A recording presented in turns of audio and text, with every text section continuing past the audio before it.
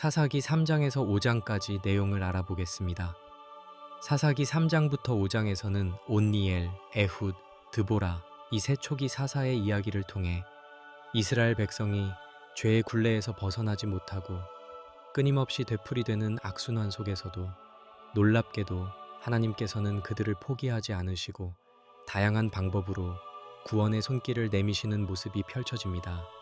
각 사사의 이야기는 하나님의 긍휼을 분명히 보여주지만 동시에 사사시대 구원의 본질적인 한계와 문제점 또한 함께 드러내는 특징을 지닙니다.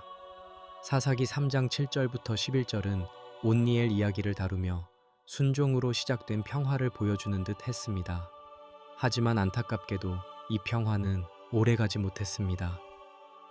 사사기 3장 7절 말씀은 이스라엘 자손이 또다시 우상숭배의 죄악에 빠지는 모습으로 시작하며 하나님께서는 진노하시어 메소보다미아 왕 구산 리사다임을 통해 8년이라는 긴 시간 동안 징계하십니다. 고통 속에서 비로소 자신들의 죄를 깨닫고 여호와께 부르짖는 이스라엘 백성을 하나님께서는 외면하지 않으시고 갈렙의 아들 온니엘을 사사로 세워 구원하시기로 결단하십니다. 그리하여 여호와의 영이 온니엘에게 임하시자 그는 능히 메소보다미아 왕을 물리치고 이스라엘에 40년간의 평화를 가져다 줍니다. 그러나 온니엘의 순종으로 시작된 이 평화는 일시적인 것이었습니다. 40년의 평화가 끝난 후 이스라엘은 또다시 죄악의 길로 되돌아갑니다. 이는 사사 한 사람의 헌신과 순종으로 얻어진 평화만으로는 이스라엘 백성 전체의 근본적인 변화를 이끌어내기에는 역부족이었음을 시사하며 사사시대 구원의 뚜렷한 한계를 보여주는 듯합니다. 그럼에도 불구하고 이처럼 이스라엘의 죄악이 반복되는 상황 속에서도 하나님께서는 그들의 간절한 부르짖음을 결코 외면하지 않으시고 온니엘을 통해 구원을 베푸셨다는 사실은 죄악 가운데서도 끊임없이 구원의 길을 여시는 하나님의 변함없는 긍휼을 분명하게 드러냅니다. 사사기 3장 12절부터 30절은 에훗 이야기를 다루며 온니엘과는 다른 기발한 구원의 방식으로 이스라엘을 구원하시는 하나님의 또 다른 면모를 보여줍니다. 그러나 에훗 시대 역시 여전한 죄의 굴레에서 벗어나지 못하는 이스라엘의 슬픈 현실은 변함없이 되풀이됩니다. 사사기 3장 12절 말씀은 온니엘 사후 이스라엘 백성이 또 다시 여호와의 눈앞에서 악을 행하는 모습으로 시작하며 결국 하나님께서는 모압 왕 에글론을 강하게 하셔서 18년 동안이나 이스라엘을 압제하도록 허락하십니다. 극심한 고통 속에서 이스라엘 자손이 다시 여호와께 간절히 부르짖자 하나님께서는 이번에는 베냐민 지파의 왼손잡이 에훗을 사사로 세우시는 놀라운 은혜를 베푸십니다. 에훗은 뛰어난 지략과 용기를 발휘하여 왼손잡이라는 자신의 신체적 특징을 역이용, 기발한 암살 계획으로 뚱뚱한 모압 왕 에글론을 단독으로 제거하는 데 성공합니다. 이후 에훗은 군대를 소집하여 모압 군대를 격파하고 이스라엘에 80년이라는 긴 평화를 가져다 줍니다. 하지만 에훗의 영웅적인 활약으로 80년의 긴 평화가 주어졌음에도 불구하고 슬프게도 죄의 순환은 완전히 끊어지지 못했습니다. 에훗 사후 이스라엘은 또 다시 죄악을 반복하는 모습을 보입니다. 에훗의 구원은 외세의 압제라는 외부적인 문제 해결에는 성공했지만 이스라엘 백성 내면 깊숙한 곳의 영적인 변화를 이끌어내지는 못했다는 점에서 한계를 드러냅니다.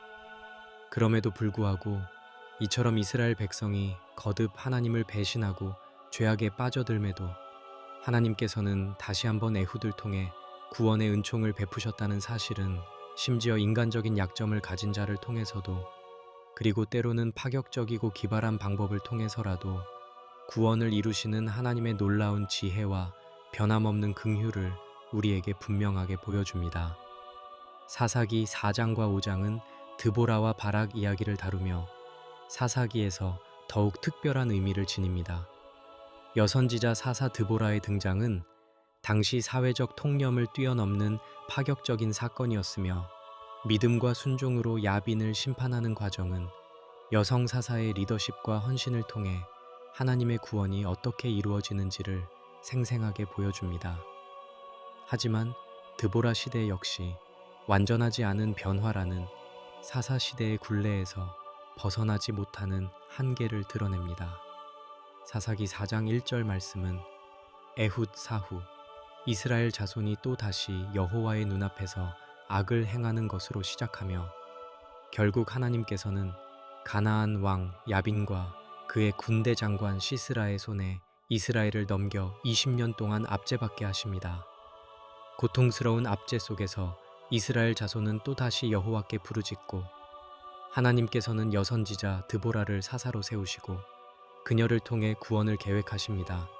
드보라는 바락에게 하나님의 명령을 전달하며 시스라와 맞서 싸울 것을 촉구하지만 바락은 처음에는 망설이며 드보라에게 동행을 간청하는 다소 소극적인 모습을 보입니다.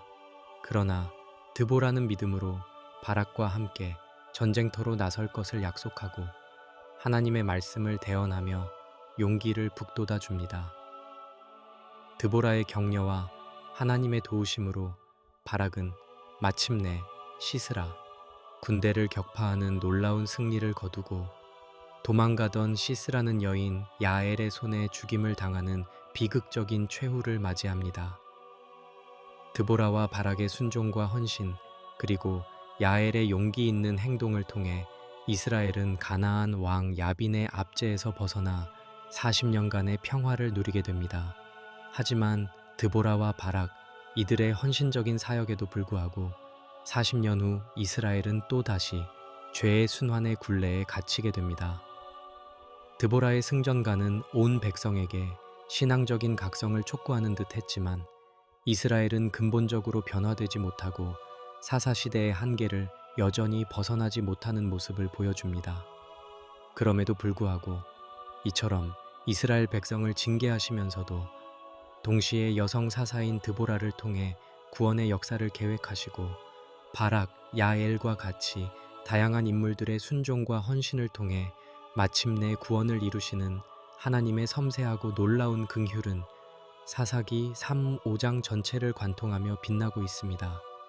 승리 후 드보라와 바락이 함께 하나님을 찬양하는 노래는 죄인이라 할지라도 진심으로 회개하고 하나님께 돌아올 때 언제든 구원의 은총을 베푸시는 하나님의 변함없는 사랑을 다시 한번 강조하는 듯합니다.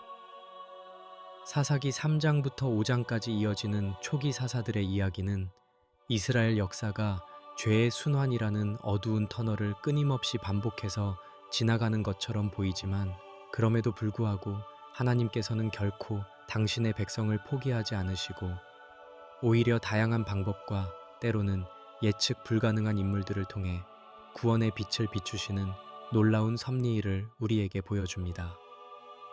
온니엘의 순종, 에훗의 기발함, 드보라의 믿음, 야엘의 용기, 그리고 바락의 헌신, 이 모든 사사들의 이야기는 각기 독특한 개성과 구원 방식을 통해 죄악으로 가득 찬 세상 속에서도 하나님의 다채로운 구원의 빛깔이 여전히 빛나고 있음을 생생하게 증언합니다.